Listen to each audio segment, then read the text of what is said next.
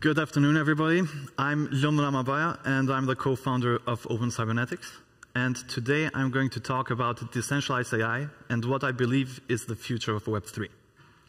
Now, to elaborate the structure of this talk, I will first define what decentralized AI is. Afterwards, I will introduce some of the technical challenges that this emerging field faces. And at the end, I will introduce some of the building blocks that we at Open Cybernetics are developing to overcome those challenges.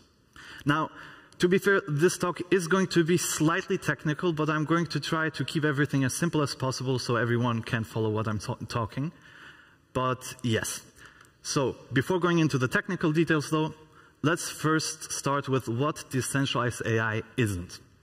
So, when I use this term throughout this presentation, I do not simply mean a large language model that is somehow connected to a DAO or a blockchain. I also don't mean a large language model with weights that are somehow stored in a distributed hash table like IPFS, for example. Even though I think that those technologies will play a vital role in future decentralized AI applications, when I use this term, I have a very concrete definition in mind. Decentralized AI is a new branch of machine learning that tries to combine techniques from cryptography, database systems, and peer-to-peer protocols to essentially distribute the training and inference of very large models. It's ideally in a trustless and permissionless way. Now, of models that one would have difficulties to run on a local normal machine, for example. Essentially, the goal of this emerging field is to truly democratize AI.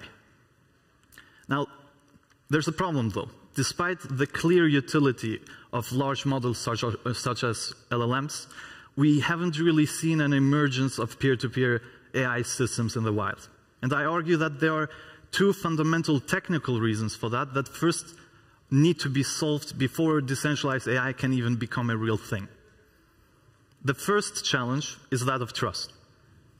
Right now, even if I were to perform a forward propagation and a backward propagation in a deep learning model in a peer-to-peer fashion, there's no way how to cryptographically verify that the embedding that I'm receiving or the weight update truly originated from the deep learning model that I'm interested in.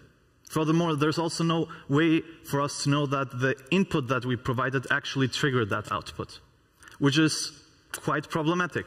To take an example, that would be like having a torrent system like BitTorrent, and let's say you want to download a file, and you simply collect file chunks from peers without ever actually checking if those file chunks are legit or not. Now, such a system would not only not work, it would never actually take off. It would never emerge as a thing, because any malicious actor could immediately corrupt the whole thing. Now, again, for decentralized AI to even take off to begin with, we need a cryptographically verifiable way to prove that an output from a layer or that the gradient updates for a layer are legit. The second problem is that of cost. Training large language models and in general very large associative memory networks is very expensive. Performing queries on them is also quite expensive. And the reason for that is quite simple. It's computational complexity. We know, for example, if we perform an operation on a linear layer, for example, the computational complexity of that is O(n). However, if we perform operations on transformer-based models that have the self-attention step, well, there the computational complexity rises to n squared. Now, for the non-technical people here in the audience, essentially what that means is that the higher the computational complexity of an algorithm is, the more resources it will cost us to use that algorithm, essentially. In the case of machine learning models, what that means is that only because of the high computational complexity and the huge amount of parameters that we have, only a handful of corporations actually have the resources to train these enormous machine learning models. Which is also a problem, because if our goal is to decentralize and to truly democratize AI, we either have to figure out how to reduce costs of these very large neural networks significantly, and/or we have to figure out how to collaboratively train them in a fault-tolerant manner. Meaning, and that is important, this gets back to the previous challenge. Any node in that system could be malicious and technically corrupt our ways. So we have to define, to essentially build the tools that overcome those challenges. Now, luckily though, the complexity problem is not futile. There are ways how to fight off complexity. A lot of clever researchers and scientists came up with a lot of different ways how to reduce that kind of complexity in the self-attention step by creating very clever architectures like the lint former, the performer, the reformer, and a lot of other interesting formers. However, there's also another way we can fight off complexity. And this other way is the way we at Open Cybernetics chose, which is by leveraging the inherent sparsity within deep learning models.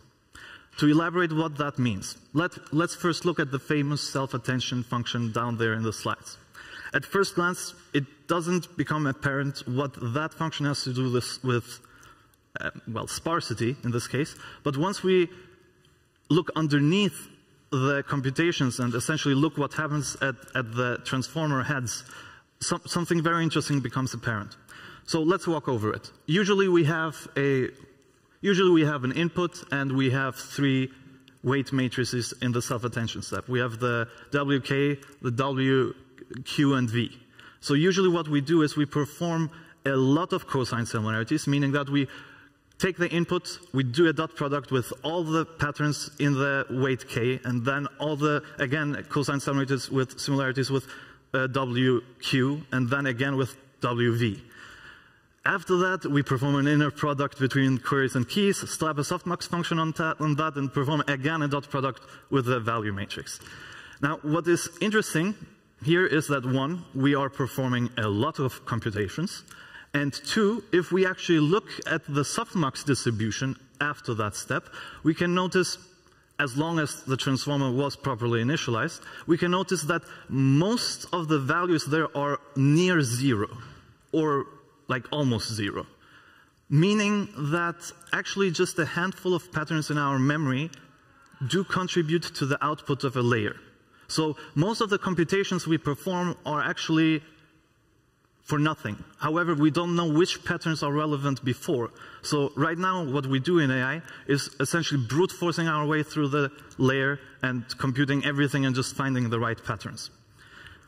Now, this brings us to the first building block that we're working on at Open Cybernetics. I will not get too much into the technical details because the second building block is more relevant to the conference.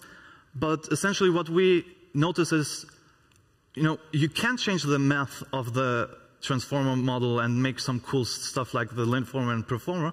But what you can also do is just perform the operations in a different way in the self-attention mechanism as it is now. So what this means is if we assume that there's a lot of sparsity going on in the model, then what we can do is that we can use clever tricks like heuristics, like approximate nearest neighbor search and stuff like that to figure out which patterns within our memory are actually relevant, and then we perform only the cosine similarities to those patterns, which should, in theory, save a lot of computation. So if you would make an operation that is ON in complexity, if you figure out how to make the data structure properly, like the approximate nearest neighbor search, you could theoretically reduce that to log n. And this brings us to the second building block that we're working on, which is of more interest to us here. The second building block is the cryptographic ghost proof. And the cryptographic ghost proof essentially embraces this sparsity approach. And what it does is it's a very simple way for us how to generate cryptographically verifiable proofs for the output embeddings, like for forward propagation and backward propagation in deep learning models. Now, to be fair, technically this also works with densely trained models as well, but I don't really have the time to go into that. We will focus on the sparse version right now. So the way how it works is using Merkle trees. As everyone knows, we in the crypto space love Merkle trees. We can find Merkle trees in blockchains to verify transactions within blocks. We can find it in Git. We can find it in BitTorrent systems. So we can find it pretty much everywhere. And what it does is it enables us to generate very compact presence proofs for elements in a list. Okay? So if the way this usually works is if you have a list, you'd simply build a binary tree of hashes, your Merkle tree. So you hash the hashes together till you reach the root of the tree. And when someone asks you to, if something is in a list, for example, if a transaction really happened in a block, instead of providing the whole block to that user, you simply provide the hash of the transaction together with the Merkle proof, which is just the green hashes here in the screen. And if you sequentially hash that together, you regenerate the root, and the user knows, yes, this element really was in that list, or yes, this transaction really occurred in that block. The cool thing, though, is once we embrace sparsity, we can use the same trick for neural networks as well. We can build Merkle trees on top of tensors, either row-wise or column-wise. And then when we perform forward propagation, in a sparse sense, in this case, of course, then we can simply generate Merkle multiproofs and provide, together with the output, that Merkle multiproof to verify that it's true. Now, to elaborate a more concrete example how this would look like. This is an example of a layer. More exactly, this is a modern Hopfield lookup layer. In this case, what we have is we have a key matrix, a value matrix of weights in that case, and we want to propagate our input through it to essentially get an output. So what we would usually do in this case is we provide the input, meaning we perform a dot product between the input and the key matrix, generating a matrix of scores, and then we apply the softmax there, and we perform a weighted summation over the value matrix. Simple enough.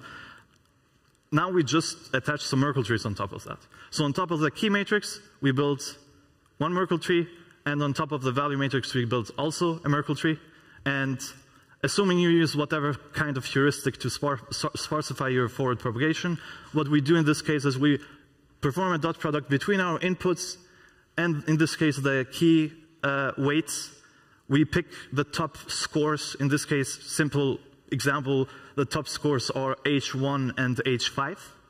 And for those two scores, so to say, we also we compute the Merkle multiproofs for those scores.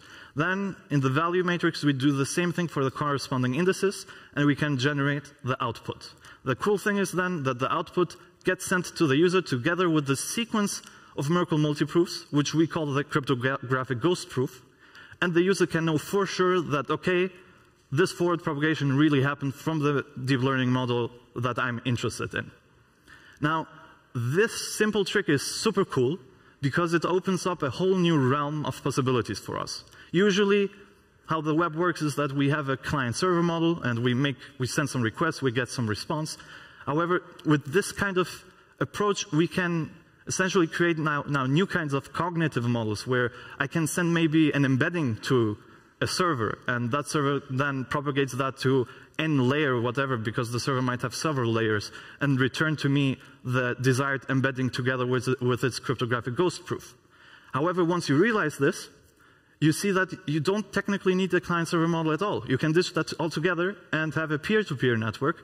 And as long as the nodes within that system are aware of the model that you're interested in, or have parts of the weights of that model, this is where where protocols like IPFS might come in handy, then you can directly interact with those peers, and they can compute forward propagation, and you technically could also collaboratively train very large models, because once you get those embeddings, the proof to check if something is legit or not is quite compact and doesn't cost that much. Now, because of all these things I described, I'm quite optimistic for the future of AI. For example, I'm quite sure that in the near future, like less than 10 years, probably the majority of internet traffic will actually consist of cryptographically verifiable neural activity. By neural activity, I mean forward propagation, backward propagation, stuff like that. And I'm pretty sure that someone here in the audience, or someone who's viewing this, will come up with even smarter ideas that have something to do with zero knowledge, and make even more elegant solutions than that.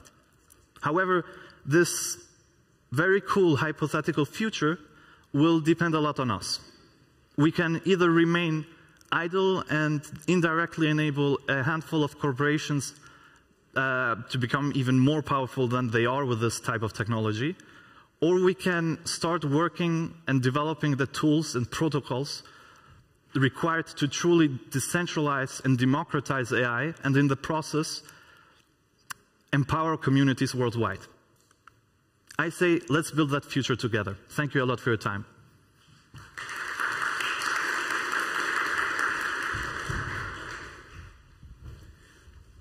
Super interesting talk. Thank you very much. Do we have any questions?